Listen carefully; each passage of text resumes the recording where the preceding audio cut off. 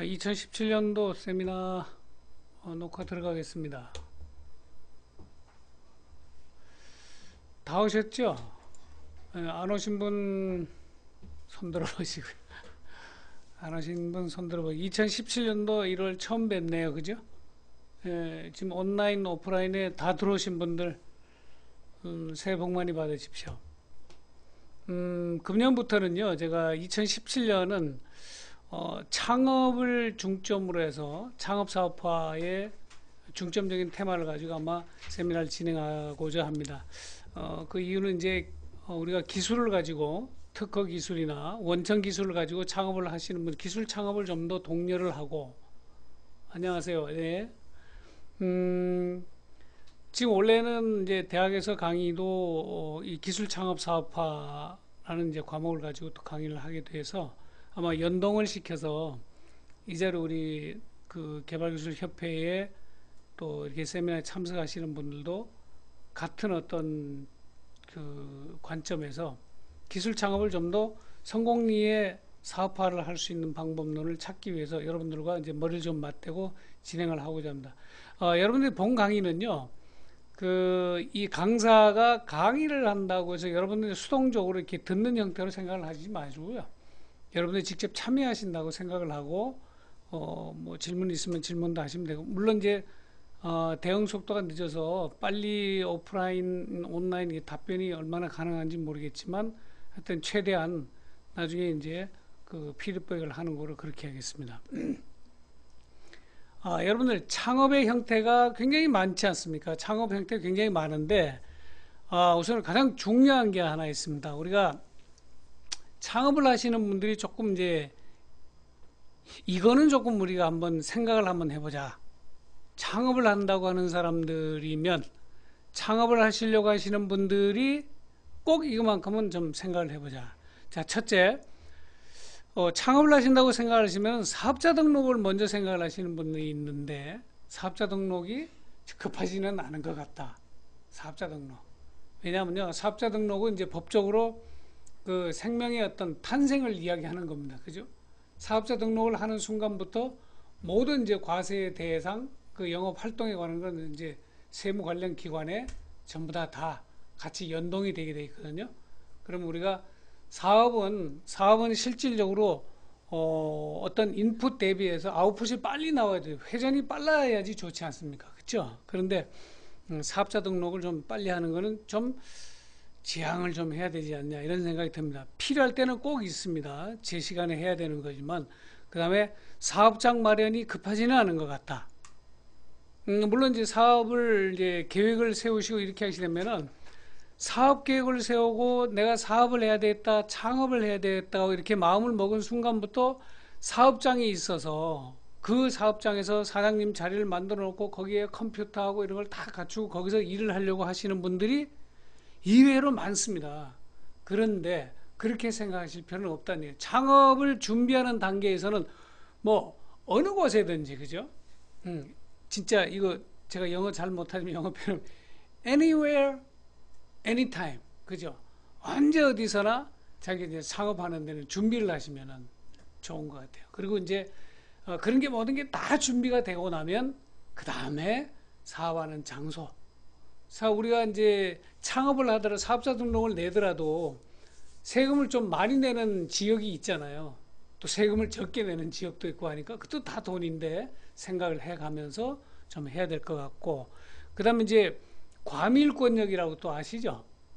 과밀권역. 창업을 이렇게 한다 그러면은 주로 창업을 많이 하는 사람들이 모이는 동네가 있잖아요. 거기는 세금도 좀 비싸요. 그렇죠? 그러니까 그런 것들도 다 동계산 해야 됩니다. 그렇죠? 그렇게 하시면 좋을 것 같고 그 다음에 창업에 물론 여기 1, 2, 3번째 와 있지만 창업에 제일 중요한 건 어떤 사업을 할 거냐는 얘기는 내가 어떤 사업을 할 거냐 제조업을 할 거냐 유통업을 할 거냐 그런 큰 카테고리도 있지만 제조업인데 뭘 제조를 할 거냐 그쵸? 근데 이 제조를 했지만 내가 제조하는 게 완전 상품이냐 아니면 어떤 부품의 형태가 되는 거냐 그쵸? 그러면은 유통의 형태가 달라지거든요. 그리고 내가 유통업을 한다 그러면 유통업도 두 가지잖아요.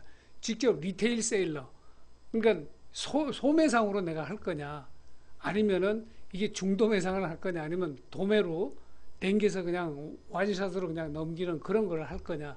이거에 따라 가지고 사업 계획을 세울 때 자금의 규모, 유통의 방법론, 그 다음에 이제 이 마케팅의 방법론, 그렇죠? 이런 게 전부 다 달라집니다. 그러니까 창업을 할 때는 우선 중요한 거는 제가 생각할 때 사업장과 사업자 등록이 중요한 게 아니라 어떤 사업을 할 건가, 어떤 형태로 내가 종업원을 또 어느 정도의 종업원을 데리고, 근데 종업원을 얼마나 데리고 할까는 해보다 보면 이런 생각이 들어요. 규모라는 게 있잖아요. 규모. 내가 지금 창업을 해서 사업하는데 사업의 그 규모가 얼마나 크냐에 따라 인원이 많아야 되고 적어야 되고 이런 게 있잖아요. 근데 가능하면은 매출의 규모나 수익의 규모는 크되 인원이 적다면은 그만큼 좋은 거 없잖아요. 우리 그 기업의 규모에 비교해서 1인당 매출액의 규모가 커진다면 또 그 1인당의 수익이 커진다면 그만큼 좋은 게 없잖아요. 그죠? 그리고 이제 창업을 하시는 오너들은 아마 그 정도는 좀 계산을 해 보시는 게 그게 나을 겁니다. 그죠? 그 다음에 폼 잡지 말라. 이거는 앞뒤로 다 이렇게 다 따져도 4번에 들어가 있지만 폼 잡지 말라는 이 의미는 다른 게 아닙니다. 내가 사업한다. 내가 사업자다. 사장이다. 어떤 이런 조금 착각에 빠지시는 분들, 사장님이시면은 굉장히 좀 시간에 여유가 있고 외부적으로 좀 허장성세를 해도 되는 어떤 그걸 생각하시는 분들, 그거를 제가 하지 말라는 의미에서 이걸 해놨습니다. 왜냐하면 사장님이 되시고 창업을 하시면은요, 중요한 게 뭐냐면 진짜 머리끝부터 발끝까지 하나부터 열까지를 전부 다 사장님이 처음에 다 챙기셔야 될 일이 무지하게 많습니다. 그렇죠? 그렇기 때문에 매일매일 쉴 틈이 사실은 없어요. 창업을 하시고 나면은 사실은 시쳇말로 이야기하면은 진짜 뭐 먹고 물 마실 시간도 없고 진짜 화장실 갔다가 바지 잠그지도 못하고 쫓아나오시는 분들도 많을 정도로 좀 바쁘실 거예요. 그러니까 어떤 괜한 내가 대표 사장이다 이런 어떤 그 폼은 안 잡는 게 좋지 않나요? 그때부터 이제 고생을 하는 거다. 그리고 다 만들어 놓고 난 다음에 종업원들한테 구석구석에 이제 업무 분장을 하고 난 다음에 그때는 사장님이 조금 숨 좀 쉬어도 됩니다. 자, 그 다음에 아주 중요한 것, 여기 있는 거 다 중요합니다. 그 중에 더 중요한 게 자금 계획은 철저히 해야 됩니다. 이 자금 계획은요, 창업을 하시는 분들이 꼭 알아야 돼요. 반드시 내가 계획했던 것보다 반드시 곱하기 3 정도는 계산을 해야 돼요. 왜 그러냐면 내가 계획을 하고 했던 것보다는 외부 요인들에 의해서 굉장히 많이 영향을 받거든요. 그러니까 나의 어떤 그 원인 기책 사유보다는 외부적인 요인 때문에 일정 관리나 자금 투입되는 부분이 더 많아질 수 있다는 거. 그건 이제 뒤에 이제 강의 세미나 이제 쭉 들어가면서 다시 볼 수 있도록 하겠습니다. 그 다음에 사업 진행 스케줄은 철저히 해라. 이거의 핵심이 바로 사업 계획서를 작성하라. 역시 뒤에서 강조를 하겠습니다. 판매 유형을 결정하라. 제조업이든 유통업이든 간에요. 좀 전에 제가 말씀드렸지만 판매 유형 어떤 식으로 할 거냐. 이게 도매냐, 소매냐, 그 다음에 중도매냐, 뭐 반도매 여러 가지가 있거든요. 그러면은 그 유통을 하기 위해서 만나야 되는 유통, 이 프레임, 유통의 그 단계가 달라지잖아요. 단계가 달라지게 되면은 뭐가 또 필요하죠? 금액, 유통 가격 구조, 그죠? 마진율과 각각의 유통 스테이지마다 유통 구조에 따르는 유통 마진이 필요하잖아요. 그 다음에 제조라면 제조도 역시 제조 생산 원가라는 게 있고, 그렇죠? 그러니까 이게 굉장히 중요합니다. 그래서 판매 유형을 요즘에 이제 직거래를 많이 하잖아요. 직거래 하는 이유는 생산자도 이윤을 조금 더 남기고 사는 소비자들은 조금 더 싸게 구입을 하고 이렇게 하기 위해서 직거래라는 게 생기는데, 그러면 유통의 단계를 많이 하면 많이 할수록 불리하다는 얘기가 되겠죠. 네, 그러니까 이 판매 유형을 잘 결정을 하게 되면 그거에 부속적으로 따라오는 여러 가지 단가 전략이나 유통 가격 전략, 그 다음에 유통 단계 전략 이런 게 좀 많이 달라지니까 이걸 반드시 창업을 시작할 때는 꼭 봐야 된다. 나머지는 뭐냐? 진행을 하면서. 자, 이거 왜 진행하면서라고 제가 말씀드렸겠어요? 맞습니다. 지금은 그 과거와 같이 과거 산업화 시대하고는 전혀 틀리거든요. 더구나 대한민국 같은 경우는 이 인터넷 인프라는 전 세계 최고잖아요.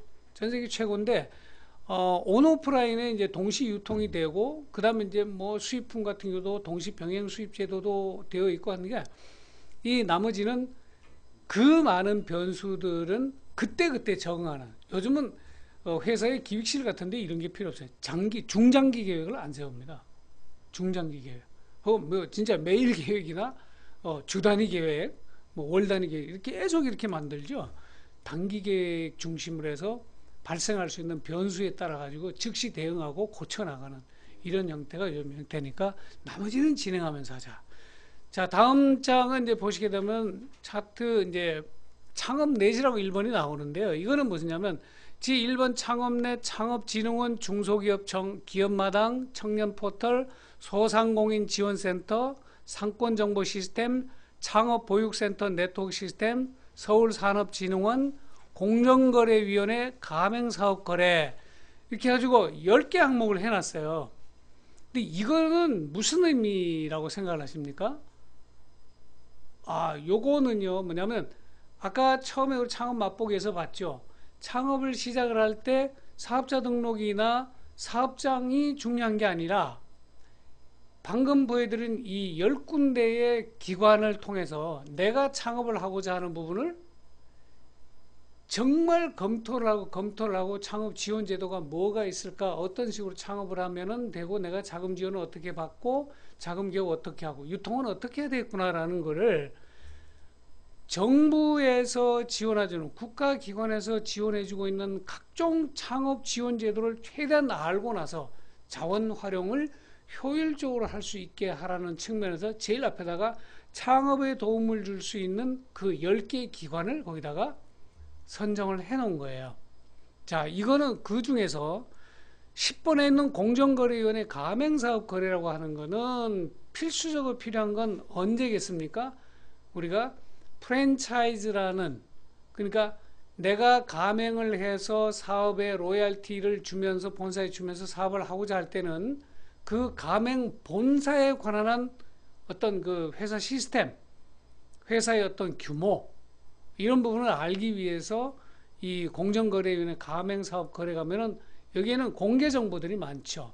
이거를 보고 사전에 자금에 필요한 사업 규모 어느 정도면은 되겠다. 그 다음에 내가 하고자 하는 부분에 유통상권은 어느 정도 규모라 야지 되겠구나. 이런 부분을 파악할 수 있도록 하기 위해서 하는 거고요. 그 다음에 1번부터 9번까지는 전부 다가 보게 되면은 참 그 중에 7번 상권정보 시스템이라고 있어요.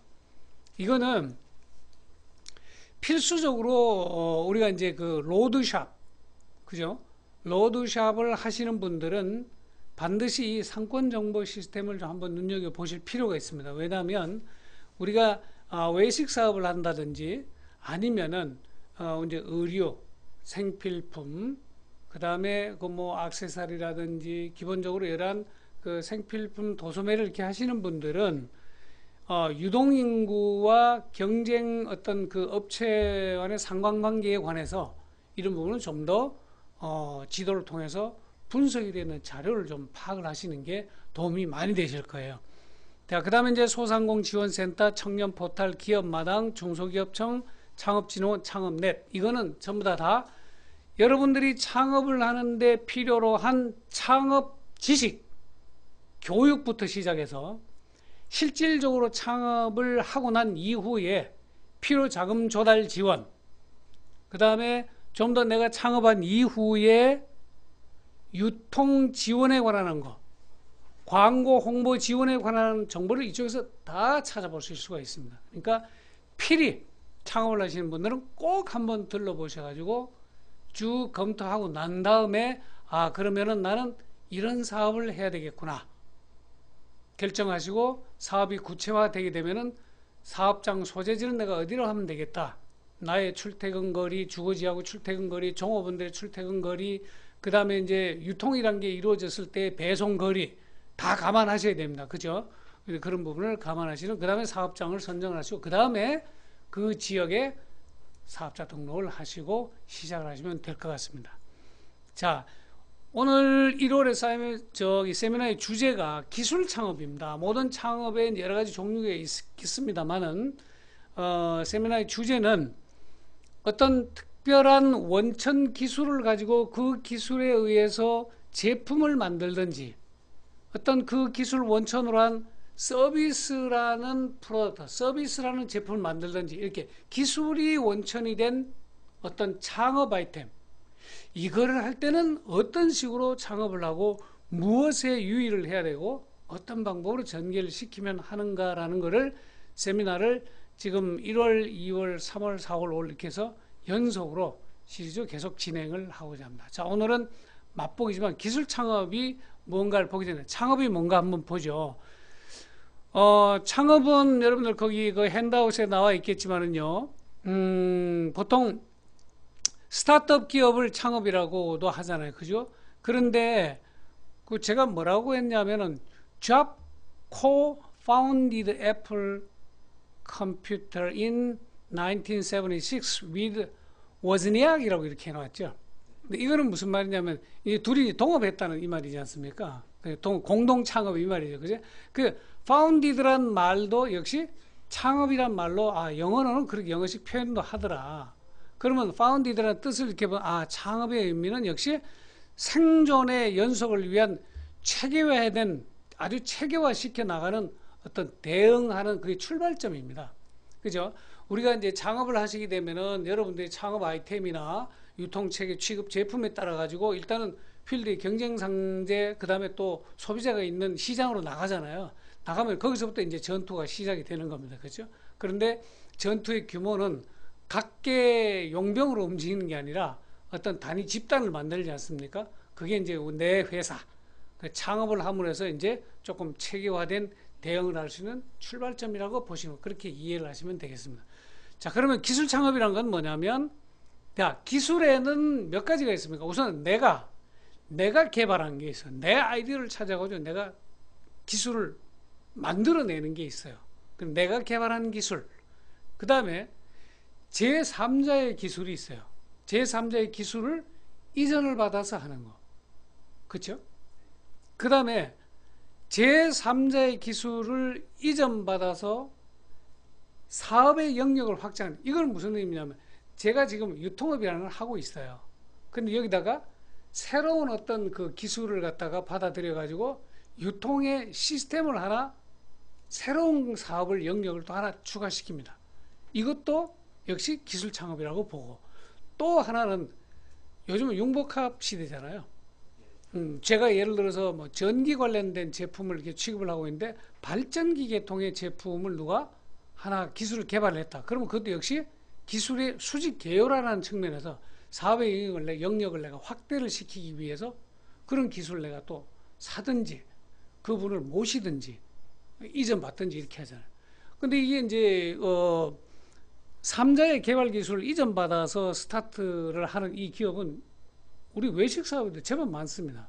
왜냐하면 그 곰탕을 이렇게 끓이는데 곰탕을 끓이는 그 기술 비법을 전수받아, 이걸 전수 창업이라 그럽니다. 기술 전수 받아가지고. 그죠? 김밥을 기가 막히게 만드는 사람 있으면 이거. 그 다음에 보통 우리가 뭐 파스타를 만드는데 거기 필요한 거, 또 양념 만드는 거, 이런 것도 역시 기술 창업이라고 보시면 됩니다. 그러니까 내가 개발은 하지 않았지만 제3자가 개발해 놓은 아주 기가 막힌 기술을 내가 받아들여서 창업을 하는 거. 그래서 기술 창업은 세 가지라고 보면 됩니다. 우선은 스타트 창업을 남이 개발한 기술을 갖다가 전수를 받든 사든지 이렇게 해서 하는 창업이 있고요. 그 다음에 내가 아예 개발을 해서 특허를 내어서 내가 원천 기술자가 돼서 창업하는 거. 근데 또 세 번째는 내가 어떤 창업을 해서 사업을 하고 있는데 새로운 사업의 영역에 진출을 하기 위해서 기술을 이전받거나 사거나 개발을 해서 하는 거. 이거 역시 기술 창업이라고 보시면 됩니다. 그렇죠? 물론 이제 세 번째 말씀드린 건 앞에 1, 2번에 포함이 되는 거지만 기술 창업은 되게 그렇게 보고 있습니다. 이 기술 영역의 필요성은 왜 필요하느냐면요. 요즘 같은 경우는 과거와 다른 부분이 딱 하나 있습니다. 뭐냐면 과거의 기술이라는 거는 수요자가 굉장히 많았습니다. 수요자가 많다 보니까 공급이 어떻게 돼요? 공급이 뭐 만드는 대로 팔렸었어요. 그렇죠? 그런데 지금은 백인 백색 시대잖아요. 그러니까 경쟁은 치열하고 내가 공급해야 되는 제품은 사실은 많지만 소비자는 좀 정해져 있어요. 예, 과다 공급 시스템으로 지금 시장이 형성되어 있잖아요.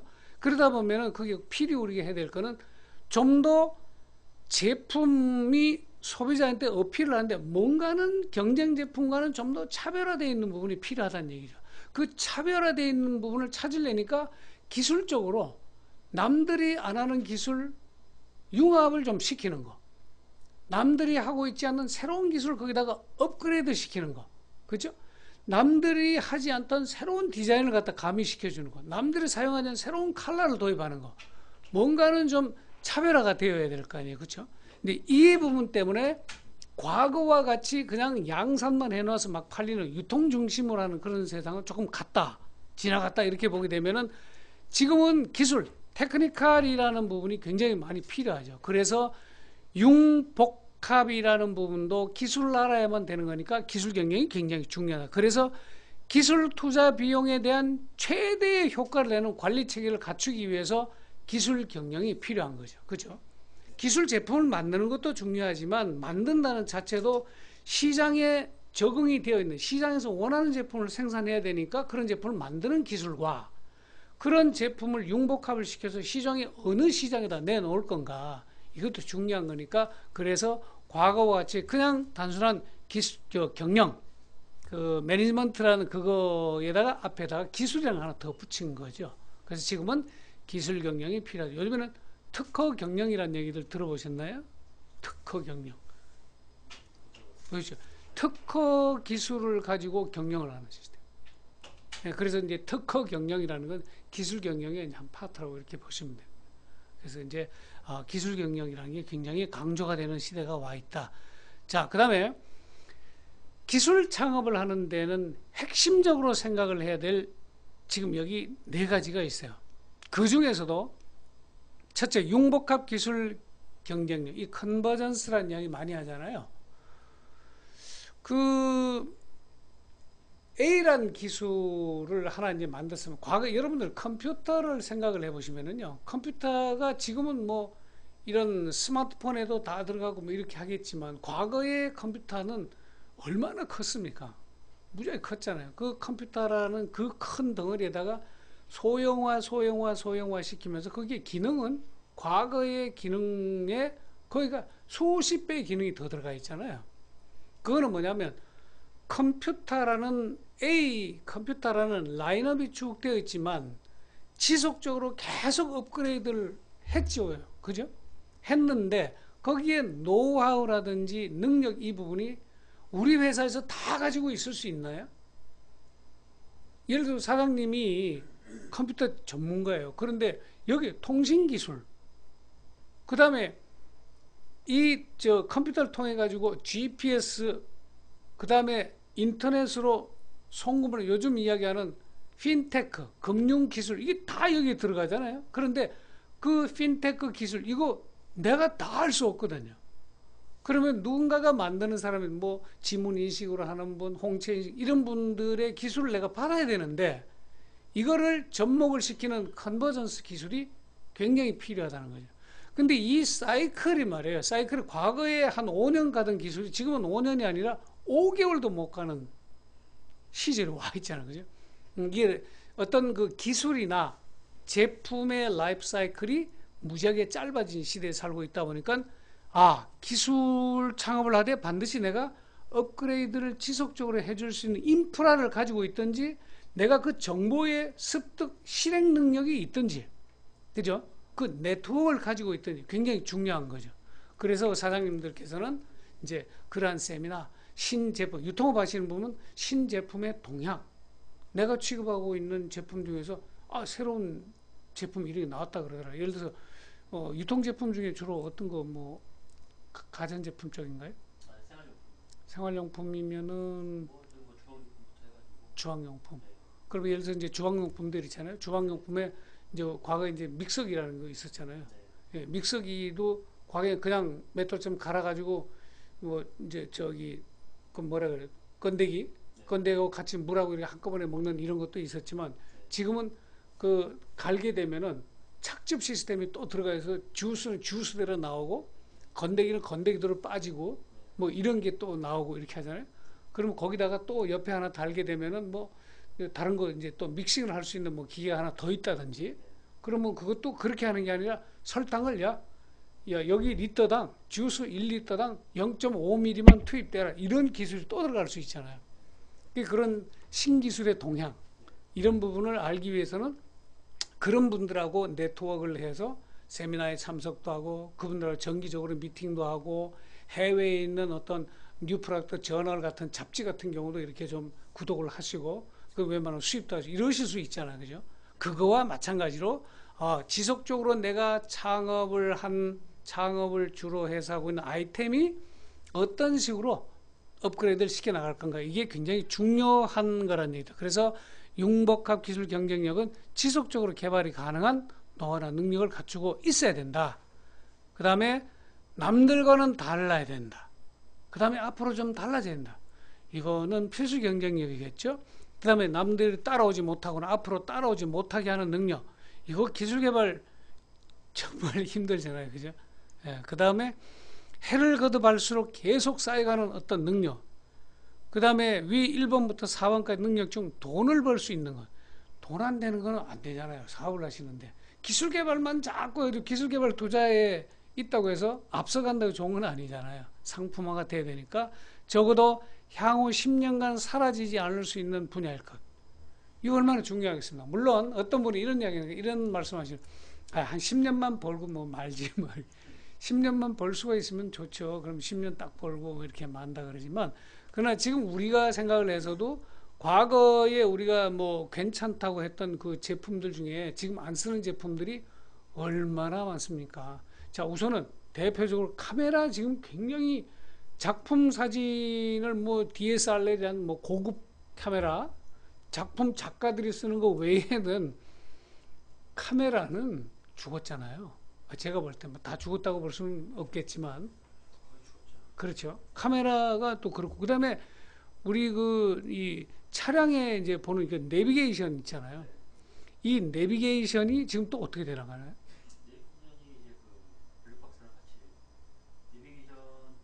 예, 연동이 막 되잖아요.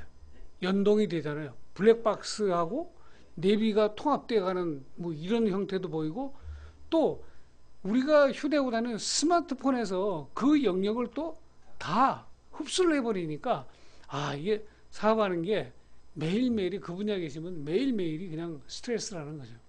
새로운 거 자꾸 개발을 하고 해야 되니까 그렇죠? 그럼 뭐 사업 전환도 있을 수 있고 이렇게 되는데 또 뭐 요즘에는 뭐라 그럽니까 이제 컴퓨터를 통해서 빅데이터를 이렇게 소싱을 해가지고 또 새롭게 이제 만들어내는 컴퓨터가 동향 분석을 다 해준다 그랬죠. 직업인들 중에서도 금융계통이나 이런 데 계신 분들은 직업이 없어진다는 얘기도 하잖아요. 그죠? 그러니까 그거와 마찬가지로 시장의 소비 환경이 변해가니까 기술 환경도 변해가니까 내가 취급하고 창업을 했던 이 아이템을 초기에 창업한 아이템도 갈수록 경쟁에 치열해지는 거죠. 그럼 이게 나갈 수 있는 방법은 방금 이야기했던 가나다라 마파 이 부분 정도는 생각을 하면서 해야지 되겠죠. 그죠? 돈 잔뜩 들여가 초기 창업 비용으로 들여가지고 해놨는데 뭐 좀 만들어 내놓으려고 그러니까 뭐 옆에 회사에서 만들어 내놓고 이거 아주 심각한 문제입니다. 이게 그 부분은 좀 기술 창업을 할 때 어떤 창업이든 마찬가지입니다. 이거는 기술 창업뿐 아니라 기술 창업은 일반 유통 창업과 또 다른 거는 뭐냐면 기술을 개발하는데 투입된 돈이라는 게 들어가잖아요. 자본이 투여가 되기 때문에 유통은 필요할 때 사가지고 와서 팔면 되지만 근데 유통도 한 가지 있죠. 거래처라는 게 있잖아요.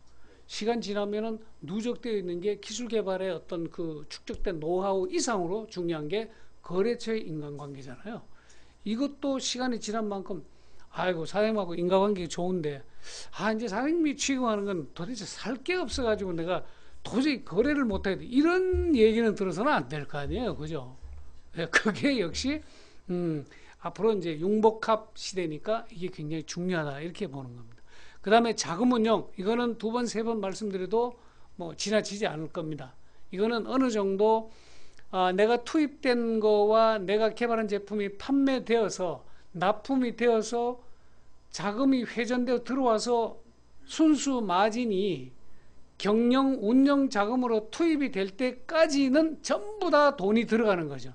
이게 아까 뭐라 그랬죠? 몇 배 들어간다고요? 3배 이상은 계산을 해야 되는데 그 3배를 버티지 못하면 어떻게 되죠? 도산입니다. 뭐 그냥 냉정합니다. 누가 뭐 처삼촌 도와줄 사람 형제 자매 없습니다. 그러니까 이 부분은 꼭 염두에 두고 짚어보고 매일매일 살아는 판을 걷는 게 뭐 이것 때문에 그러는 거죠.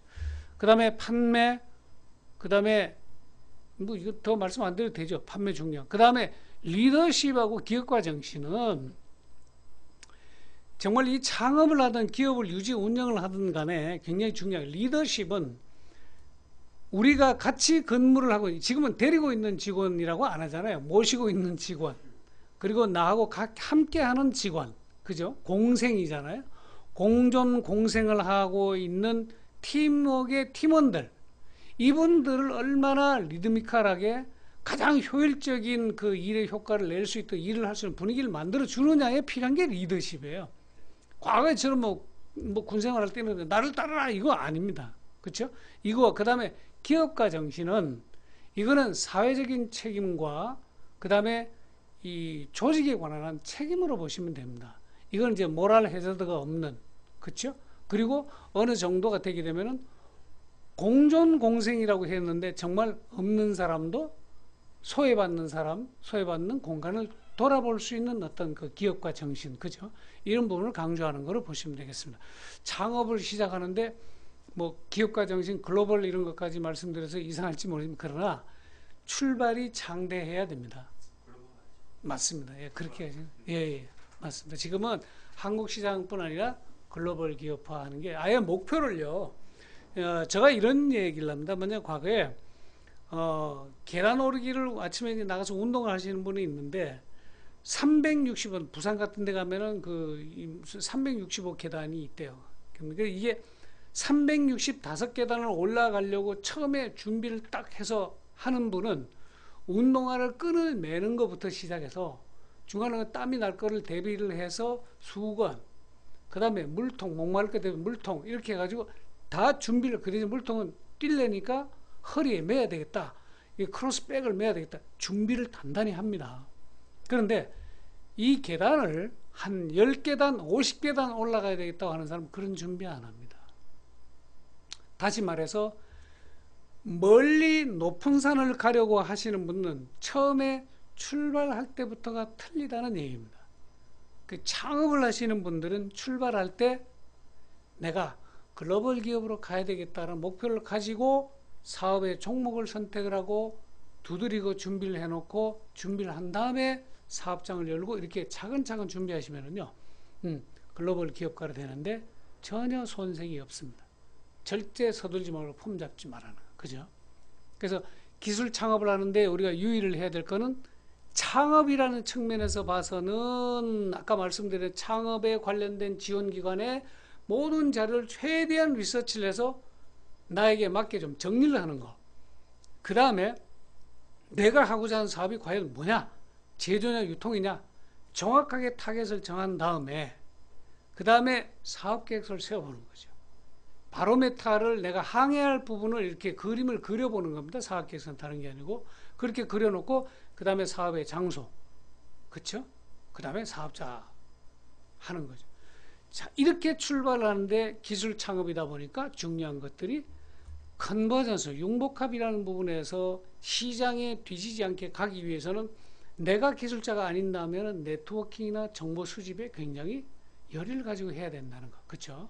어느 정도 안정권에 들어가기 전까지는 내가 물려주고 나와서 제대로 만들어 놓고 물려주고 나와서 쉬기 전까지는 긴장을 늦추지 말고 열심히 좀 해야 되는 게 융복합 시대, 남과의 차별화된 도전, 차별화된 어떤 그 새로운 어떤 앞으로 약진 이걸 하기 위해서는 꼭 필요하다는 얘기죠.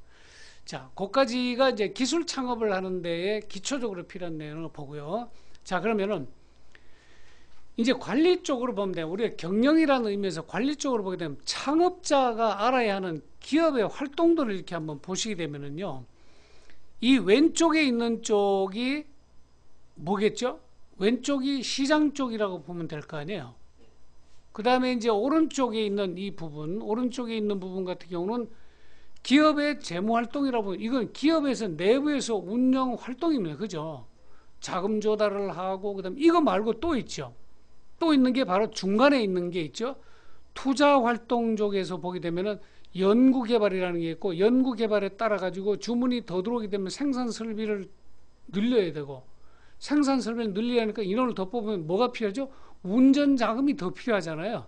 자금 운용에 관한 게 역시 오른쪽 왼쪽이 똑같이 투자 활동과 재무 활동이 복합적으로 이루어진다는 얘기죠. 이건 동시병행으로 그죠? 그리고 기업이 성장해 나가는 것만큼 이런 부분은 반드시 연동으로 움직이는 거니까 굉장히 중요한 기업 활동입니다. 자, 이 그림은 사업을 하시는 분은 항상 이거를 테이블 위에 놓고 우리 회사에서 하고 있는 부분을 그 카테고리를 하나씩 넣어가지고 이 노동시장, 급여, 노동력 이렇게 돼 있죠. 급여, 우리 회사 직원들이 적재적소에 파트별로 이 직원의 급여가 맞는 건지, 과연 기술력은 제대로 돼 있는 건지, 그 다음에 생산성이 제대로 돼 있는 건지, 이걸 다 지금 판단을 하시면서 하실 거 아니에요. 그죠? 창업자는 연구하고 매일 분석해야 될 일이 이렇게 많습니다. 그래서 이거를 우선은 기업 활동이라는 게 뭔가라는 걸 하나로 요약을 시켜놓은 도해입니다. 그래서 이 부분을 보고 창업자들은 항상 나의 경영 활동 영역이 이 정도구나. 그럼 이쪽 부분에 부족한 부분은 내가 사람을 써야 되겠구나. 여기 부족한 부분은 남의 도움을 받아야 되겠구나. 이런 부분을 항상 연구하시면 될 것 같습니다. 그래서 창업자가 알아야 할 기업 활동의 도해는 꼭 나중에 이제 은퇴하실 때까지 사업계획서와 이거는 은퇴하실 때까지 가지고 계시면 좋을 것 같아요. 자, 기술 창업 사업화 성공의 과제. 첫째, 시장 적응 실패 요인을 없애는 거. 내가 만들어 온 제품이 시장에 나가서 안 팔리는 거. 그 안 팔리는 원인이 뭐냐? 그 원인을 알면은 그걸 제거를 하면 되지 않나요?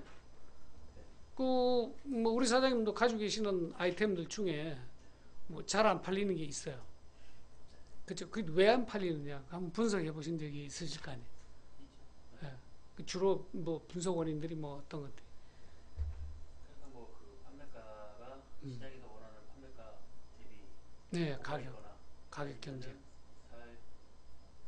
잘 모르거나 상황을 모르거나 그런 것들이 그러면은 가격 경쟁력에 어떤 문제가 있을 수 있고, 그럼 가격 대비해서 그 제품의 또 퀄리티도 문제가 있겠네, 그죠? 성능 뭐 이런 거, 경쟁 대비해서, 그 경쟁 제품 대비해서 품질은 좀 떨어지는데 가격이 좀 높다. 이건 문제가 있는 거고. 아니 그게 아니라 그러니까 이거 이 가치가 있는 건데 예. 이 가치에 대해서 사람들이 인지를 못하는 거야. 인지 아직은 잘 예. 상품이기 때문에 아, 진짜 좋은 건데, 그죠? 그러면은 해외는 알려져 있는데 국내는 아직 잘 안 알려진 그런 것들. 그러면 뭘 해야 되나요? 이제 광고 홍보를 해야 되겠네. 그렇죠. 소비자한테 인지도를 높이기 위한. 하나 정도는 광고인데 광고는 좀 비용이 많이 드니까 그렇죠. 바이럴 마케팅을 해야죠. 아, 맞습니다. 그러면 이제 그렇게 되면 그게 바로 우리가 경영자들이 하는 이 피시보닝이라는 기법 있죠. 그죠? 그러니까 우리 생선가시 이렇게 하듯이 문제가 되는 것을 하나 추출해 놓으면 이걸 풀어 나가는 게 이렇게 그렇지. 이거는 가격 문제가 있어. 근데 품질은 좋아. 좋은데 그러면 왜 소비자 안 사지? 몰라. 그러면 알게 하는 방법은 뭐냐? 그러면 애드버타이징. 그 중앙 매체에 달래니까 이건 비싸니까 이건 안 되겠어. 그럼 그 대체할 수 있는 게 시간이나 어떤 비용을 단축하려면 바이럴. 그러면 구전 쪽으로 해야 되겠다. 근데 이 구전에 가장 많이 타는 건 이건 또 뭐 SNS를 통해 SNS 중에는 또 여론 주도하는 오피니언 리더들이 또 파워블로거더라. 그럼 파워블로거를 통해서 또 이렇게 해야 되고 설명해야 되고 세미나 해야 되겠고. 그죠? 뭐 이런 방법론을 찾잖아요.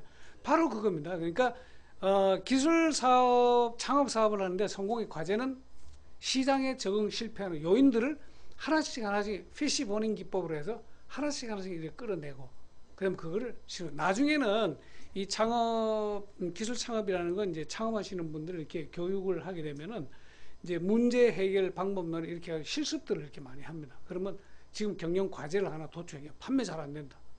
그럼 갖다 놓고 뭐가 문제냐? 가격이냐? 포피 전략도 있잖아요. 그러면 이게 광고의 문제냐? 가격 문제냐? 품질은 문제냐? 이렇게 해놓고 해결하는 방법을 솔루션을 찾아나가는 거. 이렇게 해서 이게 사장님이 창업자들이 계속 반복적으로 해야 되니까 사실은 피곤하죠. 그렇죠? 예, 그러니까 이제 그래야만 또 뭐 반대급으로 돌아오는 거나 그 성취의 맛도 있고 이렇겠죠. 그죠? 그다음에 이제 시장 트렌드가 반영이 된 가치 창출형 상품이냐? 이건 앞에 있는 거 마찬가지입니다. 그러면 당면 과제를 풀어낼 유연한 경영 전략과 전술이 과연 뭐냐? 그리고 사장님께서 말씀하셨던 이거 A라는 거 대응할 때는 나는 바이를 이렇게 해야 돼. 이거 마찬가지입니다. 자, 요거는 내용만 좀 보면서 그냥 넘어가겠습니다. 기술 창업 사업화의 환경 변수는 변수 요인은 기업 외적으로도 있고요, 내적으로도 있어요. 자, 그게 무슨 얘기냐면 기업 외적으로는 뭐 우리만 파는 게 아니니까. 그 다음에 제품이 소비자가 봤을 때나 어떤 그 좋은 제품들이 나오는 신상품이 나오는 주기가 너무 많이 짧아진 거예요. 그 다음에 대체 상품이 너무 많아지는 거. 그죠? 그 다음에 하이테크가 심화되니까 계속 기술들이 좋아지고 하니까 뭐 이런 거 없냐? 이런 거 없냐? 뭐 USB 뭐 없냐? 뭐 카메라 폰 같은 경우도 화소 문제가 막 대두가 됐던 거 많잖아요. 이런 거. 그 다음에 R&D의 위험, 연구 개발하는데 위험 요소는 무지하게 많습니다. 뭐냐면 투자 대비에 과연 수익이 그만큼 날 수 있느냐? 이게 나만의 독자적인 기술이냐? 아니 내가 연구를 해서 이거는 설마 없겠지라고 생각을 했는데 중국에서 만들어서 들어와 버리고 베트남에서 지금 막 들어오고 뭐 이러니까 이게 아주 정신이 없는 거죠. 그것도 뭐 기껏 만들었는데 중국은 쉽게 카피를 하잖아요. 맞습니다. 그런 쉽게 부분도 카피를 있죠. 하니까 그러니까 네. 아무리 막대한 투자를 해가지고 개발해놓으면은 네. 끝이 여기 바로 카피해가지고 네. 해버리면 CD가 없죠. 맞아요. 그리고 가격도 말도 안 되는 가격으로 유통하는 맞습니다. 예. 원천 기술 가진 사람은 네. 바로 사장되는 거죠. 이제 그런 부분을 이제 또 대비해서 이제 우리 이 창업하시는 분들, 기술 창업하시는 분들이 꼭 알아두실 게 뭐냐면 특허일 경우에는 특허를 가진 기술을 가지고 그런 제품을 만들어서 판매를 할 때는 이 특허 소송에 대비한 특허 소송 비용 지원 제도라는 게 또 있어요. 네, 그분도 그래서 내가 필요하면은 제소를 하든지 또 피소가 되었을 때 내가 대응을 한다든지 특허 관련 소송 비용이 굉장히 비싸거든요. 그래서 이제 그런 부분이 그것도 이제 중기청이나 이런 데서 정부 기관의 지원해 제도 이런 거를 아까 있는 창업하기 전에 여러 가지 네트워크 중기청 자료를 쭉 보다 보면 그런 게 다 있어요. 그래서 그게 창업을 할 때 미리 준비를 해 놓으시면 굉장히 도움이 많이 되죠. 한 가지 좀 있습니다. 네네. 그 특허를 가지고 있는 회사에 네. OEM을 제작을 해갖고 네. 시제품을 만들어서 네. 해외에 판매를 했는데 네. 만약에 그 특허권자가 해외 네. 특허도 걸어놨다면 네. 중국을 대상으로 네. 중국 업체가 네. 복사를 하게 되면은 그 특허권자가 제가 되나요? 아니면은 원청 기술 가진 업체가 다 가질 수 있어요. 둘 다 할 수 있나요? 네. 왜냐면 저 영업권을 가지고 계시잖아요. 그렇죠. 그쪽에서 특허권자, 네. 특허 출원권자지만 네. 사장님은 어떻게 보면은 그 전용 실시권을 받으면 영업권이 될 수 있잖아요. 네. 그 영업권을 가지고 영업권이라는 권리를 가지고 그 부분에서 피해를 입은 거는 대응을 하실 수가 있는 거죠. 언제든지 가능합니다. 그리고 이제 처음에 특허 출원을 할 때 이제 PTC라고 이제 그 해외 국제 특허 사전 출원 제도를 활용하잖아요. 그러면은 그게 38개월입니까? 그 기간 내에 이제 하죠. 예, 그렇게 해서 현지 출원을 반드시 또 해놓아야 되니까. 그죠? 그렇게 했을 경우에는 현지 출원이 되어서 등록이 되기까지가 또 시간이 있잖아요. 예, 그러니까 이제 그 시간을 잘 감안을 하셔가지고 준비를 하시는 게 좋겠죠. 네. 자, 기술 제품들. 그러면 기업 내적인 요인은 이제 이겁니다. 비용을 많이 들어가지고 제품을 만들면 유통 가격에 못 맞추니까 원가가 너무 높아. 그러면 수익성이 떨어지잖아요. 이런 문제도 해결을 해야 되고, 그렇죠?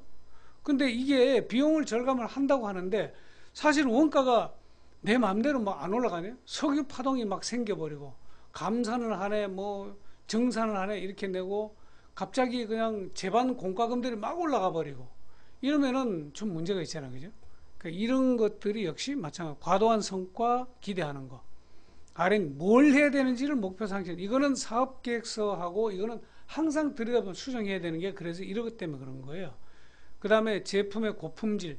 이거는 뭐 시장에서 요구하는 거니까 꼭 이렇게 따라갈 필요는 없고 시장에 따라 틀립니다. 기술 제품은 바로 이 기술 지향 제품일 경우는 시장에 잘 적응을 할 수 있도록 시장에 실패하는 원인을 제거하는 방법 하나. 그다음 두 번째는 애초에 만들 때 시장의 트렌드에 맞는 수요자의 니드에 한목적적인 제품을 개발하는 게 중요하겠죠. 그죠? 거기에 따라서 최소 비용을 통해서 생산을 해서 소비자들한테 합리적인 가격으로 전달해 줄 수 있는 거. 그래서 기술 창업 사업화의 환경 변수는 이거 내외적으로 이렇게 준비를 하고 체크를 하시면 좋겠습니다. 그 다음에 이제는 기술 창업 사업화의 핵심은 앞에 말씀드렸던 걸 조금 더 세부적으로 말씀드리는 요거는 그냥 그대로 읽으면서 외우시고 읽으면서 외우시고 이렇게 하시면 될 것 같아요. 그렇다고 이거 뭐 시험 치는 건 아닌데 사업을 하시다 보면은 여러 가지 일을 하다 보면 이 핵심 근본적인 틀을 잊어먹는 경우가 있어요. 이거를 다시 한번 초심으로 돌아갈 수 있다라고 보면 이걸 보면 됩니다. 기술의 원천을 확보해라. 자, 여기 기술 창업이니까 기술의 원천을 확보하라 그랬죠. 내가 개발한 거냐, 남이 개발한 거냐, 그죠? 그러겠죠. 내가 개발한 거면 뭐죠? 지식재산권에 관한 확보를 제대로 해야 되겠죠. 남이 개발한 이전 기술일 경우에는 중요한 게 뭐죠? 남이 개발한 걸 가져올 때도 특허권의 권리 이전도 중요하지만 그 이전 받는 기술이 과연 상업화가 될 수 있는 제품인가를 정확하게 판단하셔야 돼요. 안 그러면은 원천 나중에 이제 뒤에 말씀드리지만 그 기술의 어떤 그 성숙도를 봤을 때 아직은 뭐 시제품 정도의 이거는 여러분들 손 잘못되면 뒷비용이 더 많이 들어갑니다. 창업할 때는 아예 그런 부분은 손을 안 대는 게 좋은 겁니다. 자, 이거를 상품적으로 보자고요. 상품적으로 보게 되면은 내가 가지고 취급하고 내가 딜을 해서 수입해온 제품이 나 말고도 다른 사람들이 가지고 들어와서 또 판매를 할 수 있을 거냐? 내가 가지고 들어온 제품의 가격이 경쟁사보다는 가격이 과연 적정선이냐 이 말이죠. 그러면 내가 가격 경쟁력이 어느 정도 확보가 되어 있을 수 있냐 이 말이잖아요. 이것도 역시 기술의 원천하고 마찬가지입니다. 그죠? 그 다음에 나만 이 회사에 나한테만 물건을 주느냐 이 말이에요. 그리고 좀 전에 말씀하셨던 이게 나한테 주는 이 제품, 내가 가져오는 제품, 이 회사가 만들어 놓은 제품이 과연 특허나 원천 기술이 타당성이 있는 거냐 이 말이에요. 그렇죠? 정말로 기껏 유통 구조를 다 만들어 놓고 백화점 납품해가지고 백화점 매장에 쫙 깔아놓았는데 어느 날 다른 옆에다가 다른 거 비슷한 게 돌아 싸게 막 이거 사람 미치는 거예요. 그게. 근데 이런 부분을 기술의 원천을 잘 확보를 하라. 그 다음에 자금 계획은 필수적이고요. 그 다음에 사업 계획서 어떻게 작성한다고요? 지속적으로 수정 보완을 반드시 해라. 사업 계획서는 왜 지속적으로 매일 보완하죠? 변수가 그만큼 많잖아요. 그래서 변수가 생길 때마다 바꾸어서 수정을 해서 항상 수정해 나가세요. 그래서 항상 업데이트 되어 있는 사업 계획서가 필요합니다. 창업을 했을 때는요. 그 다음에 사업화의 핵심을 점검하라는 얘기거든요. 내가 창업을 해서 기술을 가지고 창업을 했는데 하여튼 어떤 창업을 했어요. 사업을 시작했어. 사업화하는데 핵심이 뭐냐는 얘기죠. 지금 내가 가지고 있는 보통 우리가 생활유통제품이다. 그런데 내가 취급하는 제품 중에서 정말로 틈새 시장에만 들어갈 수 있는 제품들만 하는 거냐? 건강, 웰빙 이거에만 관해는 그러면 무독성에다가 이런 제품들만 뭐 이렇게 차별화해서 하는 거. 아니면 나는 그냥 녹즙만 갈아먹는 걸 한다든지 예를 들어서 아니면은 나는 조리 중에서 빵, 제빵 쪽에 관련된 거는 간이 제빵이라든지 요즘 1인 가구 시대가 이미 와 있잖아요. 혼자 생활하고 그 다음에 뭐죠? 나가서 사 먹잖아요. 혼밥자들이 많아지잖아요. 혼자 밥 먹는 사람, 혼술족 이런 사람들을 통해서 1인용 쿠커, 1인용 세트 이런 걸 중심으로 할 거예요. 이것도 역시 니치 마켓이잖아요.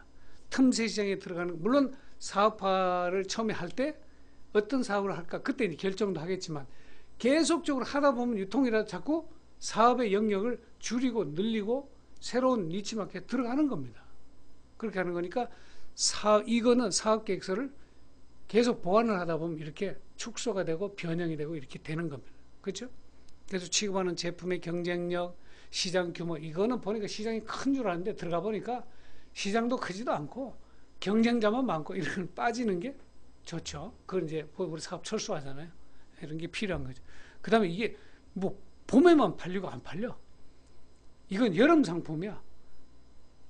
겨울 상품이야. 이런 거 어떻게 됐어요? 우리가 뭐 사시사철 있는 대한민국에서 장사를 하다 보면은, 사업을 하다 보면 사철 해야 되잖아. 근데 그걸 극복하려면 또 어떻게 하죠?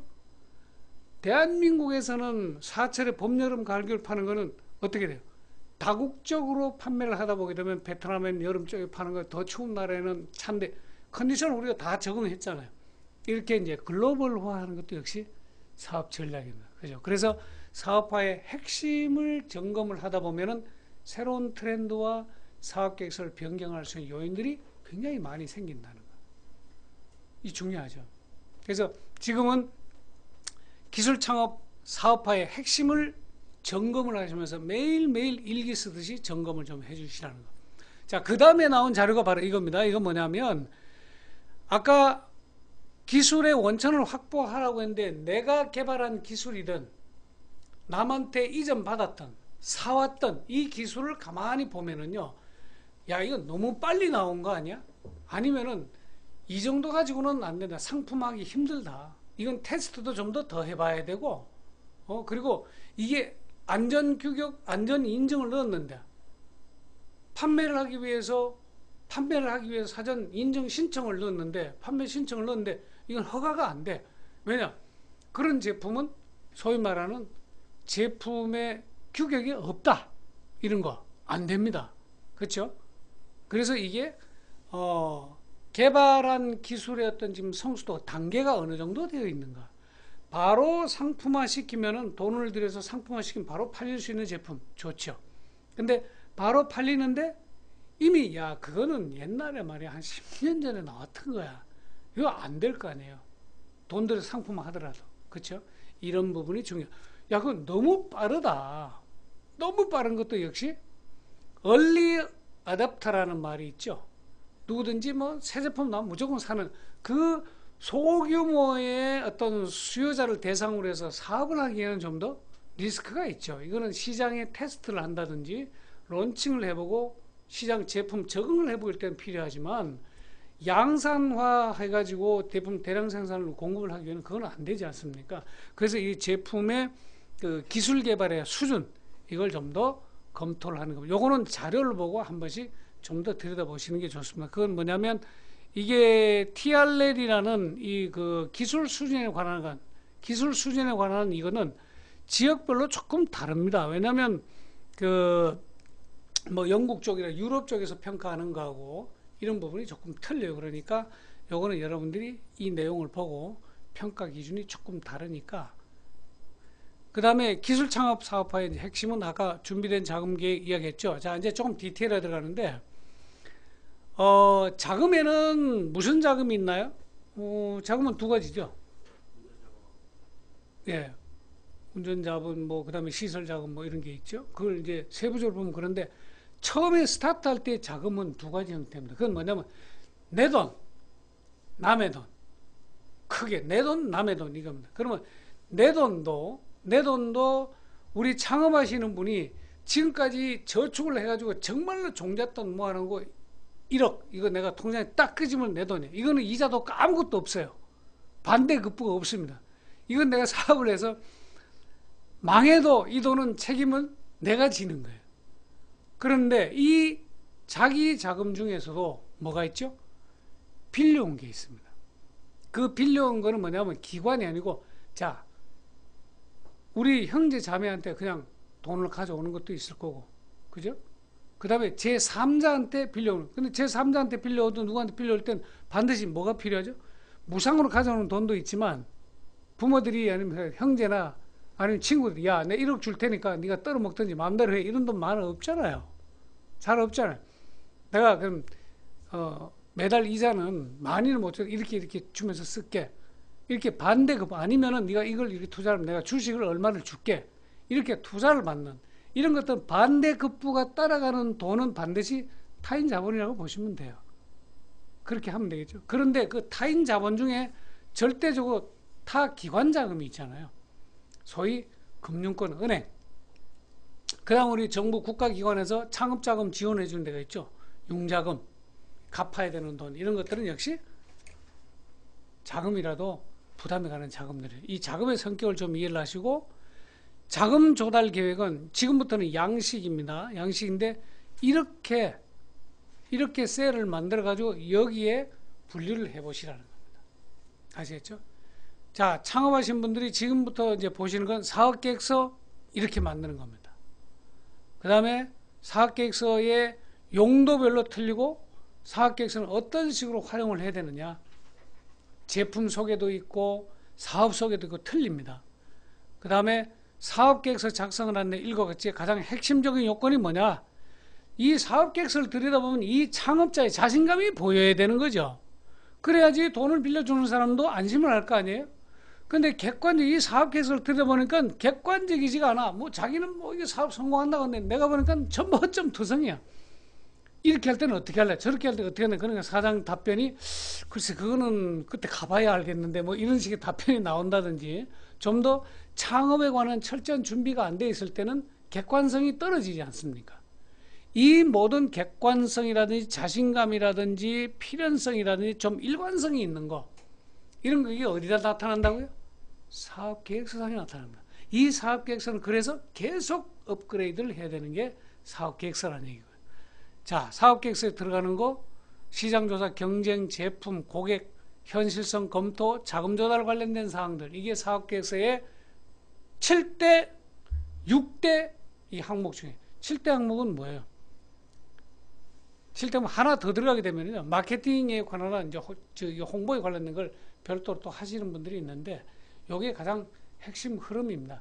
자, 이리 잠깐 보세요. 왜냐하면 사업계획서를 이렇게 보게 되면 사업계획을 누구한테 설명을 한다고 하실 때 이렇게 하면 됩니다. 내가 이런 제품을 가지고 갈 거다. 이런 사업 아이템이다. 근데 이 사업에 이거를 하려고 그랬더니 월 얼마 정도를 벌라 그러면 내가 이 정도의 자금이 필요하더라. 그래서 이 자금을 내가 여기서 이렇게 가져오고 여기서 이렇게 가져오고 이렇게 출발하고 이거를 만들었을 때 파는 사람, 살 사람이 여기다가 공급이 돼 있다. 이게 체계적으로 되어 있으면 다 인정합니다. 근데 이게 뭔가 글쎄 그게 그렇게 될까? 만약에 만들어 그 사람 안 가져가면 어떡할래? 안 팔리면 어떡할래? 이렇게 물었을 때 안 팔리는 거? 안 팔리지 않는다. 왜? 이렇게 팔기 때문에 이렇게 팔린다. 자신감이 있어야 되겠죠. 그게 이제 논리적인 어떤 사업계획서라는 거는 논리 정연하게 스토리텔링이 앞뒤 전후관계, 인과관계에 맞아 갈 수 있도록 구성을 해주는 게 맞거든요. 근데 핵심이 판매되는 제품, 그걸 운영해온 자금, 큰 틀이죠. 그죠? 얼마 팔면 얼마 납니다. 그래서 1년이면 얼마 벌 수 있다. 1년 뒤에 네가 투자를 하면 얼마 정도의 수익을 가져갈 수 있다. 그죠? 이렇게 해주는 게 사업계획서의 핵심이라고 보시면 되겠죠. 자, 사업계획서 계속 이렇게 나와 있죠. 요거는 참고로 하시면 좋습니다. 자, 오늘은 2017년도 1월 세미나는 이제 창업이라는 타이틀을 가지고 세미나를 했습니다. 근데 그 창업 중에서도 늘 기술 창업, 어떤 기술 제품, 자, 기술 제품인데 유통을 하시는 분이 잠시 아니면 외식업을 하시는 분이 잠시 잘못 생각하면 야, 기술 창업이니까 뭔가 제조 이것만 생각하는 거 아닙니다. 지금 최근에 많이 작년, 재작년에 많이 나타났던 게 뭐냐면 커피 전문점 외에 주스 체인점이 많죠. 과일 주스. 그쵸? 이런 부분이 대만 쪽에서 들어온 것도 또 있고요. 이런 부분이 뭐 레드망고부터 해서 과거에 이제 뭐 망고식스 이런 데도 있었지만 그러한 건강 주스, 건강 웰빙 트렌드를 맞춰서 해놓은 새로운 기술에 의해서 새로운 어떤 음식 만드는 거, 새로운 기술에 의해서 만들어진 새로운 어떤 기계, 그렇죠? 새로운 식생활 패턴에 따르는 새로운 조리기구, 이런 것들도 역시 기술 창업의 연장선상에서 융복합이라고 보시면 이해가 간단합니다. 그래서 기술 창업을 하는데 핵심적으로 체크를 해야 되는 내용들을 중점적으로 제시를 했듯이 거기에 핵심 사항들 역시 창업하시는 분이 체크를 해주면은 창업해서 성공 가도를 가는 데는 도움이 되지 않느냐 이렇게 생각하는 거죠. 자, 그래서 이제 종합적으로 정리를 하겠습니다. 앞에 첨부 자료는 뭐냐면요, 아까 얘기한 대로 여기에 나와 있는 것들은 다 내용 다 기술 개발에 관련된 그 자료들이 나와 있는, 이거는 우리가 이제 국가에서 이제 어떤 특정한 기술을 가진 사람들한테다가 새로운 제품을 만들 때 그 개발 자금을 지원해주는 그 제도를 거기다 예를 들어 놓은 거거든요. 오늘 세미나 핵심은 자, 기술 창업의 첫 번째 날이거든요. 첫 번째 날이니까 다음에는 오늘 언급했던 내용들 중에 이제 하나씩 좀 개별화 해가지고 2월, 3월 이렇게 조금 더 세부적인 내용으로 짚어가는 그런 세미나를 진행을 하도록 하겠습니다. 오늘 시간이 짧다면 짧고 길다면 굉장히 긴 거거든요. 바깥 날씨도 추움에도 불구하고 온오프라인에서 이렇게 이제 많이 참여해 주신 분들에게 감사의 말씀 드리고, 어쨌든 이제 창업하시는 분들은 반드시 성공을 해야 됩니다. 그렇죠? 사람은 태어나면은 죽어야 되잖아요. 언젠가는 유한하니까. 그런데 법에 의해서 만들어진 생명, 법인입니다. 그죠? 사업체는 죽으면 안 됩니다. 그쵸? 뭐 3년이다, 뭐 30년이다, 300년 오래 갈 수 있는 장수 기업으로 하는 것도 역시 창업하는 순간부터 시작이 카운트가 되잖아요. 그러니까 창업할 때의 그 마인드나 비전이 얼마나 크냐에 따라 가지고 큰 걸음, 365 계단을 가는 마음으로 가는 게 좋겠어요. 10계단보다는 365. 국내 시장, 안방 시장보다는 글로벌 마켓을 향해서 쫓아가는 거. 그렇죠? 나만 잘 먹고 잘 사는 게 아니라 모든 사람들이 잘 먹고 잘 살 수 있는 그런 사업이 되면 좋겠습니다. 자, 모든 창업하시는